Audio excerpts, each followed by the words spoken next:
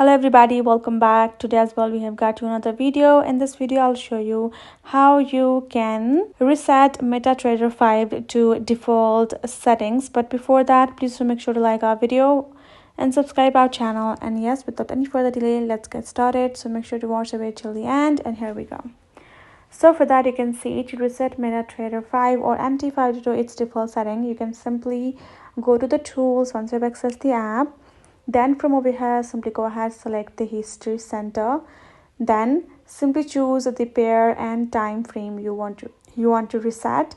Simply select all of the data and then tap on click on delete twice, and that should reset. You can also try hiding unused instruments in the market watch windows. You can close charts that are not in use, disable login functions or expert advisors. Simply restart MT5 regularly. Reconnect to the server by right-clicking in the market watch window and selecting refresh.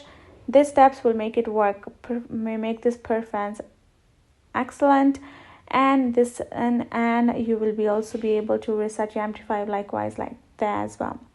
As I mentioned the steps over here, make sure to follow the steps accordingly as I explained, and you will be able to reset it. And and that is basically it. So hope this video helped you all. Thank you so much for watching, and I will be seeing you guys in our next video.